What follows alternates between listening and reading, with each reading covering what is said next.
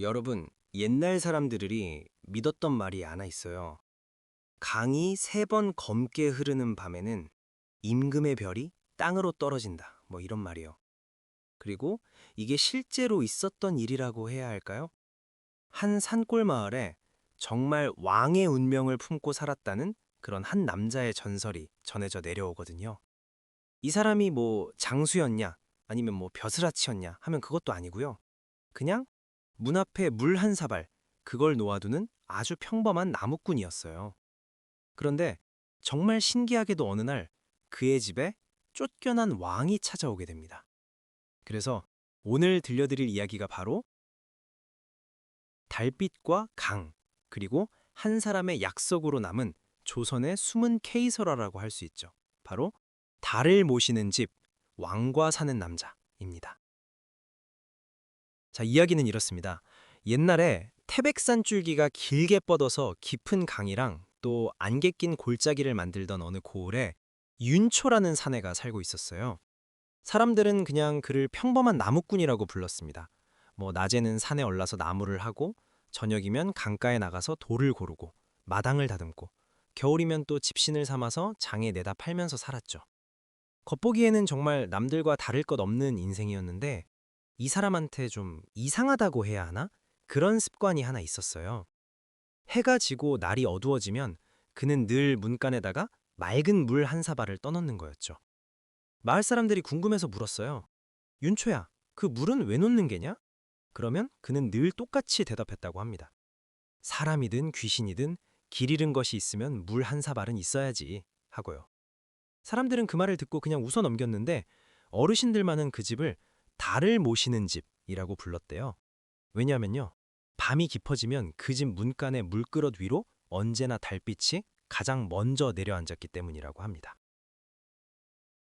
그러다가 어느 해 늦가을이었어요. 고을에 정말 이상한 일이 벌어지기 시작해요.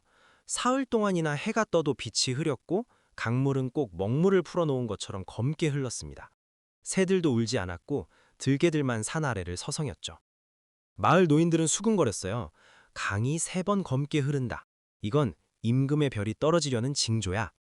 사흘째 밤, 윤초는 평소처럼 물 한 사발을 떠놓고 장작불을 다독이고 있었습니다. 바로 그때였어요. 문 밖에서 젖은 낙엽을 밟는 듯한 아주 작은 발소리가 들렸습니다. 문을 딱 열었는데 거기에 낡은 도포를 입은 소년 하나가 서 있는 거예요. 나이는 많아봐야 14댓. 손등은 다 얼어서 터져 있었고 신발에는 먼지 대신 마른 진흙이 굳어 있었죠. 그런데 이상했습니다. 그 아이는 누가 봐도 보통 집안의 아이가 아니었어요. 얼굴이 고와서가 아니라 그 눈빛 때문이었습니다. 나이는 어려 보이는데 그 눈이 뭐랄까 이미 너무 많은 걸 잃어본 사람의 눈빛이었던 거죠. 윤초가 조용히 물었습니다. 길을 잃었느냐? 그러자 소년이 한참 침묵하다가 이렇게 말해요. 길은 잃지 않았습니다. 다만 갈 곳이 그냥 없어진 것뿐입니다. 라고요. 그 말을 들은 윤초는 더 묻지 않았습니다. 그럼 하룻밤은 묵어라. 길 없는 사람을 쫓아내면 집이 운다 하더라. 그날 밤 소녀는 따뜻한 죽 한 그릇을 받아들고도 한동안 숟가락을 들지 못했어요.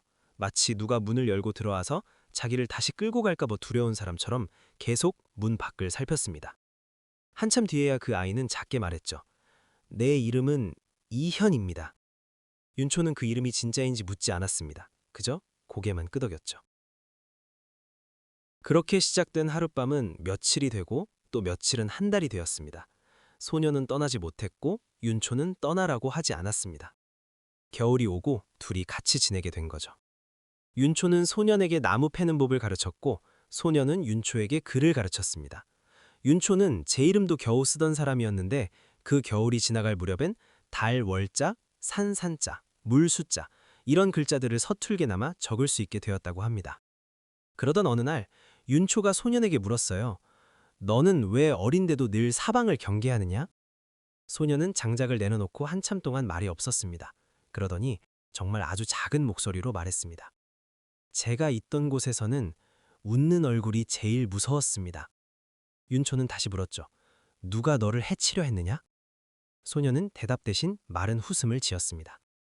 사람은 칼보다 말로 먼저 죽습니다. 칼은 그 다음에 오는 법이지요. 그 말을 들은 윤초는 더 이상 아무것도 묻지 않았습니다. 대신에 그날부터 문간에 물그릇을 하나 더 놓았다고 합니다. 하나는 길 잃은 넋을 위해, 그리고 또 하나는 상처 입은 사람의 마음을 위해서였다고 하지요. 그리고 봄이 왔는데 마을에 좀 무서운 소문이 돌기 시작한 거예요. 서울에서 큰 변이 일어나서 귀한 핏줄 하나가 사라졌다는 것, 그리고 그 핏줄을 찾는 자들이 전국을 뒤지고 있다는 것이었습니다.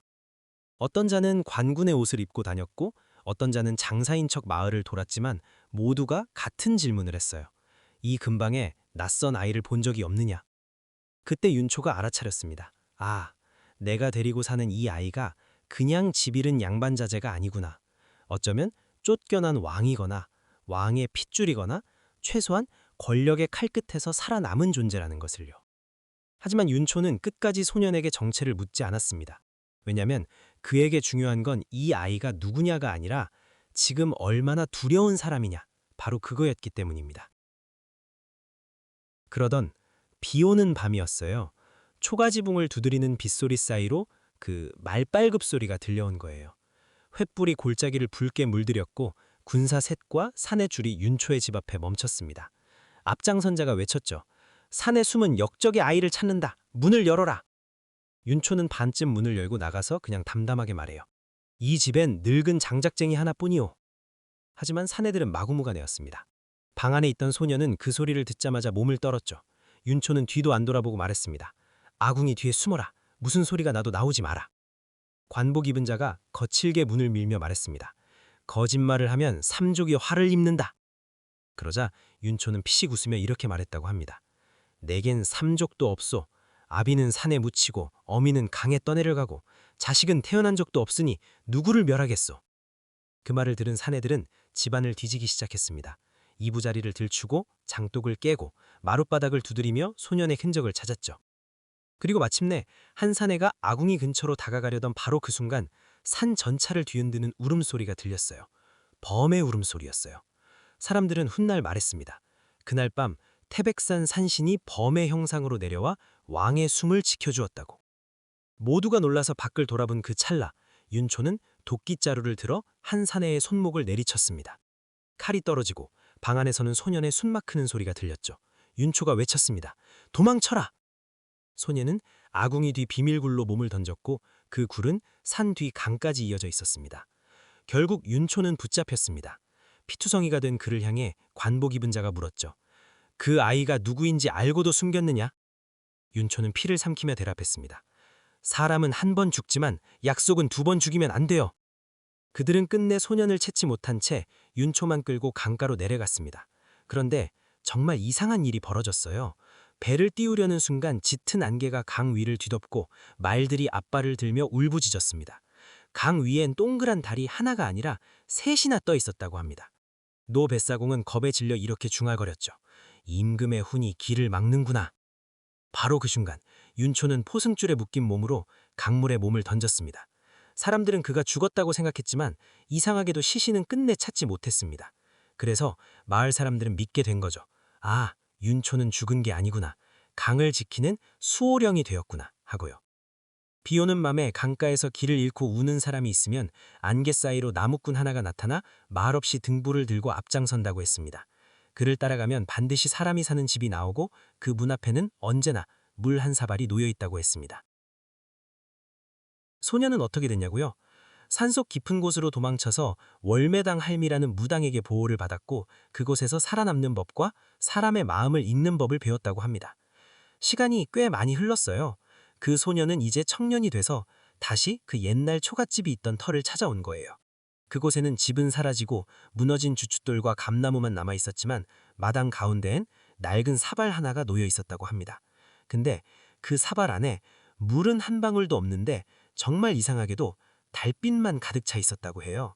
청년은 그 앞에 무릎을 꿇고 오래 울었습니다. 이제야 왔소.